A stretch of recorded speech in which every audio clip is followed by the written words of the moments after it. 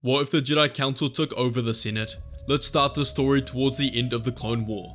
The Council had just learned a terrible truth. After a mission completed by Anakin and Obi-Wan, they discovered that Darth Tyrannus, aka Count Dooku, was behind the creation of the clone army, and the Sith had been playing both sides of the war from the very beginning. On the other hand, they know Chancellor Palpatine has too much power. He stayed in office far longer than his terms allowed, and has been granted many emergency powers, and the Jedi have called for him to step down many times, but he continues to refuse.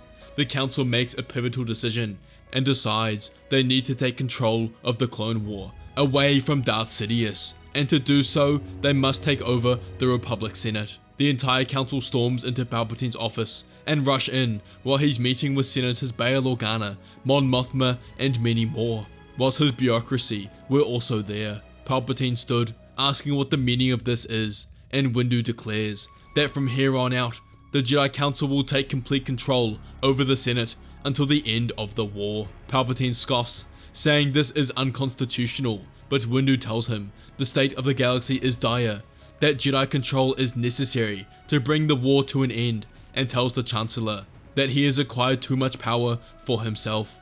Palpatine smirks, telling the Jedi what he said is ironic, that righteousness will be the Jedi's undoing, and he'll fight with every legal avenue he has to bring them down. Windu tells Palpatine that he can try, but the clone army isn't just loyal to him, but the Jedi too.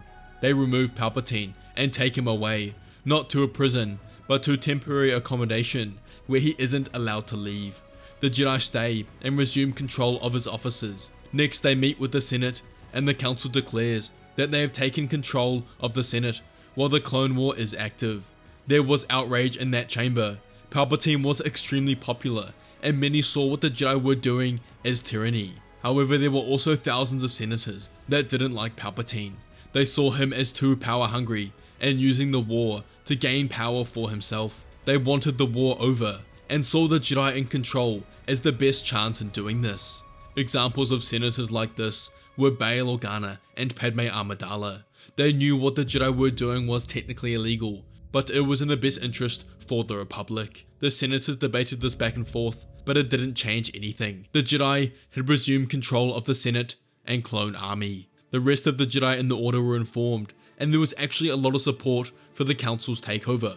Many in the Order had come to believe the Council was too passive, and that to end the war, they needed to take power for themselves. Palpatine was able to sneak correspondence with Dooku from his temporary prison through loyalist Saint Pistage, and told his apprentice this move from the Jedi was unexpected, but not necessarily a bad thing, and knows he can use this to the Sith's advantage. Palpatine begins making motions in the courts. However, he knows this isn't actually going to do anything.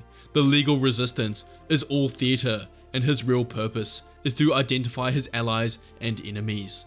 Every senator who supports his petitions is marked as a loyalist, and he's building his list of allies.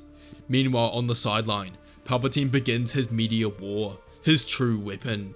In the original timeline, Palpatine was using the Clone War to paint the Jedi as the enemies of peace and justice in the galaxy, rather than the Guardians. However, in this timeline, he can be more public about it, and he uses holonet channels loyal to him, such as the Republic Outlook, to flood them with headlines directly opposing what the Jedi have done. They brandish headlines such as Jedi coup.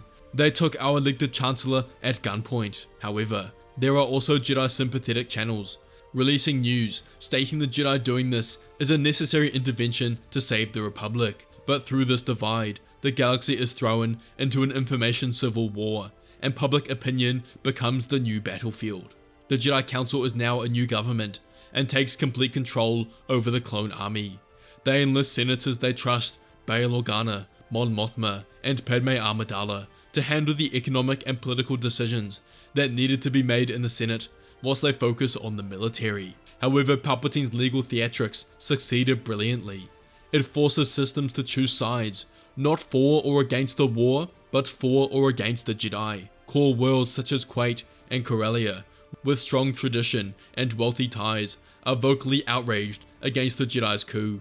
A faction of these worlds form, similar to the Delegation of 2000, but in the opposite direction. They form what they call their Legitimist faction, loyal to Palpatine, and continue to recognize Palpatine as the ultimate Chancellor whilst he was in exile. This group is secretly led by Mas Amida and Separatists, both loyalists to Palpatine and the Sith.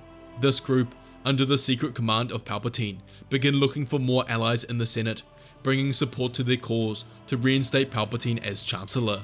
With direct military control, now the Jedi Council streamlines the war effort. Bureaucratic red tape is cut, and Jedi generals coordinate campaigns themselves with brilliant strategy, and thus the Separatists suffer a series of stunning defeats, and public support for the initial Jedi provisional government grows amongst war-weary mid and outer rim systems. However, Palpatine continues his work. His legal challenges for power are shot down by the now Jedi-controlled courts, which he uses as proof for their tyranny, blasting the results through the HoloNet. However, after the Separatists' initial defeats, Palpatine sends a message to Dooku, telling him they need to turn the tide back in their favour. They must unleash the entirety of the Separatist war machine. They need to utilize all their forces to turn the tide of the war to make the Jedi look even worse, and they must be seen to fail. The Separatists increase their droid production, and Separatist fleets now employ brutal kamikaze tactics and begin to overwhelm the Jedi's defenses. They were caught off guard by this and couldn't understand the sudden change made by the Separatists. Key Republic victories are suddenly reversed in devastating ambushes, and the clone army begins to take catastrophic losses, with the tide turning towards the Separatists. With this, the Republic begins to lose faith in the Jedi, and the tide turns towards Palpatine. HoloNet footage of clone casualties and liberated planets becoming recaptured by the Separatists begin to flood the HoloNet. Palpatine loyalist media blasts headlines such as "Jedi incompetence costs lives," and "Is their strategy just to lead our sons to slaughter?" Even channels sympathetic to the Jedi grow uneasy, not sure on what to report. There isn't really much they can say in support of the Jedi. The Council is forced to make harder military choices, sending clones into riskier battles to regain momentum, which only increases the death toll. One person whom this begins to affect more than anyone is Anakin Skywalker. He is on the front lines, witnessing the Separatist fury firsthand. He sees his men die in unprecedented numbers, and starts to wonder, was the Republic initially winning because Palpatine was in command? And starts to wonder whether the Jedi have overreached in their capacity. He confides in Padme, who is also beginning to struggle, as the Senate she loves is almost always in uproar, and the war is worsening for the Republic. Meanwhile, the Palpatine Legitimist faction is growing. Its public leader, Mas Amida, commands them to begin stockpiling resources, moving funds, and to plan for the moment when Palpatine gives the signal.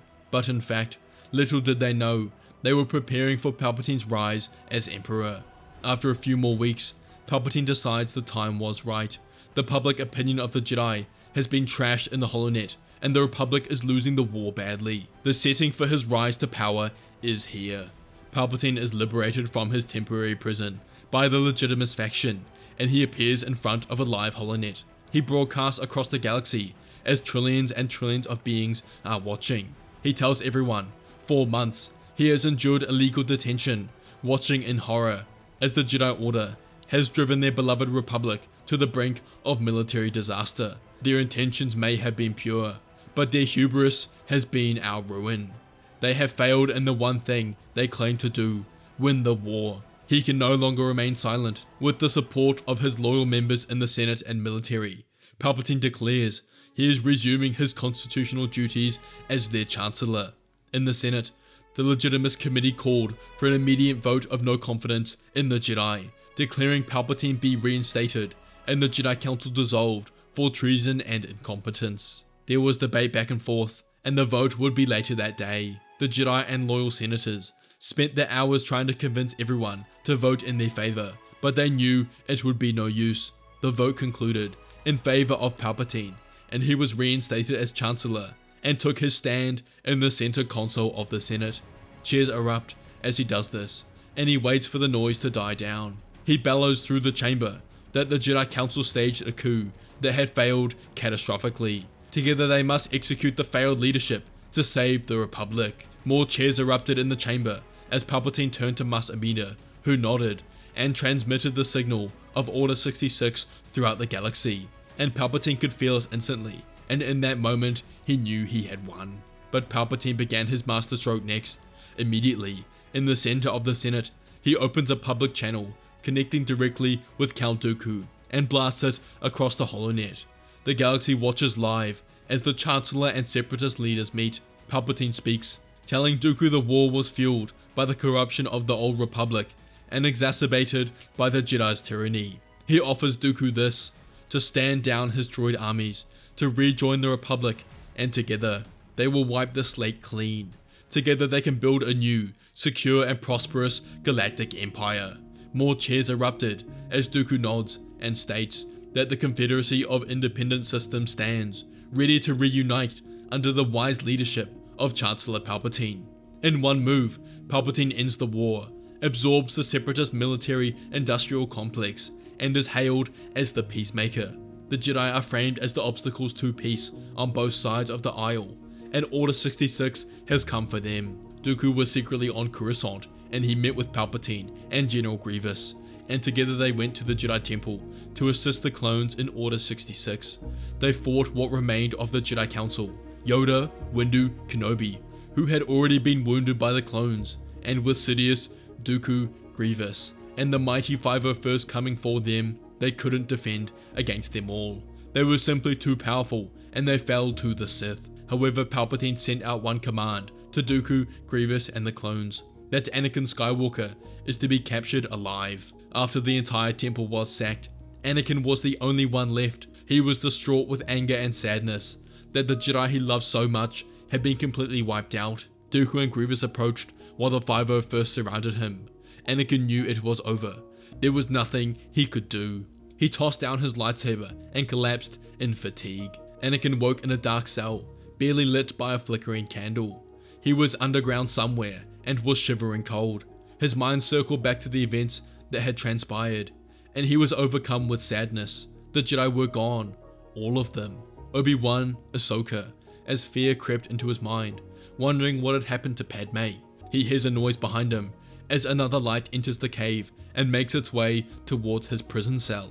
He squints his eyes until the person is close enough, until a flicker of light streaks across the person's face to see it's Chancellor Palpatine. But now he knows the truth. He's really the Sith Lord Darth Sidious. Palpatine smirks and tells Anakin it's time he learns the true nature of the Force. 12 months later, Palpatine stands before the Imperial Senate as Emperor, with Dooku, his right-hand man, by his side, and Anakin Skywalker, widely known as the Emperor's hand, at his left. The Empire was born not from a secret Sith plot, but from a very public, political and military triumph over what is seen as Jedi incompetence and arrogance.